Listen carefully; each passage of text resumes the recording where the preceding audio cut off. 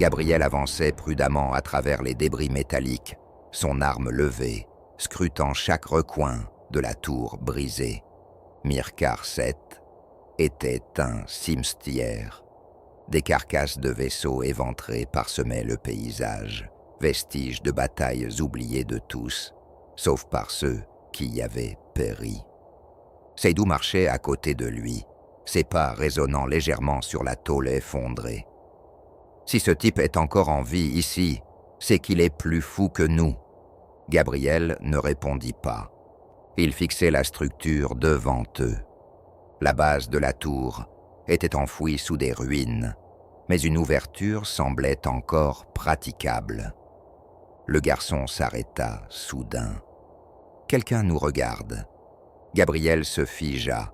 Seydou serra son fusil. Je déteste cette phrase.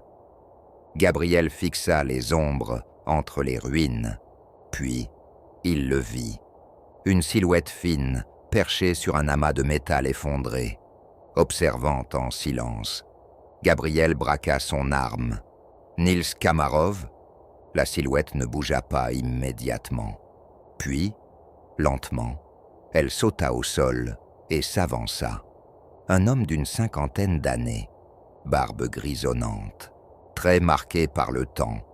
Ses vêtements étaient en lambeaux, mais ses yeux étaient ceux de quelqu'un qui avait trop vu. Il ne semblait pas surpris de les voir. « Vous avez mis du temps ?» Seydou souffla. Il nous attendait. Gabriel ne baissa pas son arme. « Vous êtes bien, Kamarov ?» L'homme esquissa un sourire fatigué. Il paraît. Gabriel avança d'un pas. « On sait que vous avez étudié ces structures avant que l'Empire ne classe tout. On sait que vous avez découvert quelque chose. » Le sourire de Kamarov s'effaça. « J'ai découvert trop de choses. » Seydou grogna. « Super, un vieux fou qui parle en énigme. » Gabriel ne détourna pas le regard. On a ouvert une porte. Kamarov tressaillit légèrement. Gabriel continua. « On a brisé un cube. On a vu quelque chose derrière. » Kamarov l'observa un instant, puis lâcha un rire sec. « Alors, vous êtes déjà mort. » Seydou grimaça. Sympa, très encourageant. Gabriel resta de marbre. Expliqué. Kamarov se rapprocha lentement. « Vous avez réveillé ce qui ne dort jamais. » Son regard se posa sur le garçon. « Et maintenant, ils vous ont vu. » Un frisson parcourut Gabriel. « Qui ils ?» Kamarov tourna lentement la tête vers l'horizon. « Vous le savez déjà. » Un bruit sourd résonna soudainement dans le ciel. Seydou se tourna vers Gabriel, le visage crispé. « On a de la compagnie. » Gabriel leva les yeux. Une ombre massive planait au-dessus d'eux. Pas un vaisseau impérial. Pas un vaisseau pirate. Quelque chose d'autre. Gabriel serra les dents. Il n'avait plus d'option. On retourne au vaisseau. Kamarov les regarda un instant, puis hocha la tête. « Vous êtes déjà trop impliqués. Je viens avec vous. » Gabriel ne discuta pas. Ils tournèrent les talons et sprintèrent vers la spectre. Derrière eux, l'ombre descendait lentement du ciel, étirant sa forme. Impossible à comprendre. Seydou pesta. « C'est quoi encore ce bordel ?» Le garçon murmura. « Ils arrivent. » Gabriel ne ralentit pas. « On décolle, maintenant. » Ils n'avaient plus le choix. Quelque chose était descendu avec eux sur Myrkar VII. Gabriel sprintait à travers les débris métalliques, sentant une présence invisible peser sur eux à chaque pas. Derrière, l'ombre descendait lentement du ciel, mouvante, informe, comme si la réalité elle-même refusait de lui donner une apparence stable. Kamarov courait juste derrière lui, son souffle court, mais ses mouvements précis. Cet homme avait survécu trop longtemps pour être ordinaire. Seydou jura, en s'accrochant à son fusil. « Je veux pas paraître alarmiste, mais ce truc descend plus vite que nous, on court. » Le garçon murmura sans ralentir. « Ce n'est pas encore là. » Gabriel ne perdit pas une seconde. « On doit atteindre le vaisseau avant qu'il le soit. » La spectre apparut enfin devant eux, posée entre les ruines, ses réacteurs encore chauds. Gabriel activa la télécommande sur son brassard. « Système d'activation d'urgence. Prépare-toi à décoller dès qu'on est à bord. » Un bip confirma l'ordre. Mais alors qu'ils approchèrent de la rampe, l'air changea. Gabriel le sentit immédiatement. Un poids immense, invisible, s'abattit sur eux, comme si l'espace lui-même se resserrait autour de leur corps.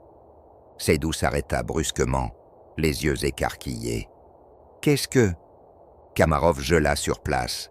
Gabriel fit un pas de plus, mais ses muscles se figèrent d'un coup, comme si quelque chose d'énorme s'était glissé dans la réalité et les regardait directement. Le garçon murmura « Ils nous ont trouvés ». Gabriel lutta, tenta de lever son bras, de tirer son arme, de bouger, de fuir. Mais tout son corps refusait d'obéir. Seydou luttait contre l'invisible pression qui écrasait ses poumons. C'est pas normal. Kamarov se redressa légèrement, le visage pâle. Ses yeux étaient fixés sur l'espace au-dessus d'eux. C'est la première fois qu'ils se montrent à vous, n'est-ce pas? Gabriel força ses muscles à bouger, se libérant légèrement de la paralysie. Il leva les yeux, et il vit un abîme sans fin, un trou dans l'univers, sans couleur, sans fond, sans rien de compréhensible. Puis, des yeux apparurent dans l'obscurité, pas deux, pas trois, des centaines, fixant directement Gabriel, l'étudiant, l'analysant comme on analyse une anomalie. Puis, une voix résonna dans son esprit, une voix ancienne, une voix immense. « Tu as brisé le cycle. » Gabriel haleta. Une pression psychique l'écrasa de plein fouet. Les battements de son cœur résonnèrent dans sa tête comme un orage lointain. Seydou et Kamarov ne bougeaient plus. Seul le garçon semblait encore capable de parler. Il murmura « Il veut savoir qui tu es. » L'ombre se tordit. Les yeux sans âge ne clignaient jamais. Puis la voix revint. « Tu nous appartiens. » Gabriel lutta pour respirer. Chaque fibre de son être lui criait de ne pas répondre. Mais alors qu'il ouvrait la bouche, quelque chose claqua dans l'air. Une onde de choc invisible traversa l'espace. La paralysie se brisa. Kamarov hurla. « Bougez !» Seydou retrouva le contrôle de ses jambes, agrippa Gabriel et le tira vers la spectre. Gabriel bondit à l'intérieur du vaisseau, en même temps que les autres. « Ferme la rampe !» Seydou frappa le panneau de contrôle. La rampe se referma brutalement, coupant leur vision de l'ombre qui s'étendait encore plus loin derrière eux. Gabriel fonça vers le cockpit. « On décolle !» Seydou n'attendit pas d'ordre supplémentaire. Les moteurs hurlèrent. La spectre quitta le sol dans une explosion de poussée. Mais alors qu'il prenait de l'altitude, Gabriel sentit une chose impossible. Un poids gigantesque s'agrippait au vaisseau. Il savait, ils n'étaient pas seuls à bord. Le garçon, toujours calme, murmura. « Il est déjà là. » Gabriel serra les commandes. « On sort de cette planète. » Seydou poussa les moteurs au maximum. La spectre traversa l'atmosphère en moins de 30 secondes, brûlant les dernières couches d'air avant d'émerger dans l'espace. Mais alors que l'équipage soufflait enfin, un bip strident retentit sur la console. Seydou fronça les sourcils. « C'est quoi ce message codé ?» Gabriel activa l'écran. Un message impérial prioritaire venait d'apparaître. Un seul mot. Un ordre direct. Rendez-vous. Kamarov fixa l'écran, un sourire amer sur les lèvres. L'Empire sait ce que vous avez vu. Gabriel ferma lentement les yeux. Il avait réveillé quelque chose qui ne les laisserait plus jamais tranquilles. Et maintenant, l'Empire les voulait vivants. La spectre glissa dans le vide. Gabriel savait qu'un choix définitif devait être fait. Fuir ou affronter ce qui les attendait. Le cerveau retient ce qui l'émeut. Si cette histoire vous a touché, montrez-le en laissant un like et en vous abonnant. Votre soutien est essentiel pour que nous puissions continuer à raconter encore plus d'histoires comme celle-ci. Les prochains épisodes réservent bien des rebondissements.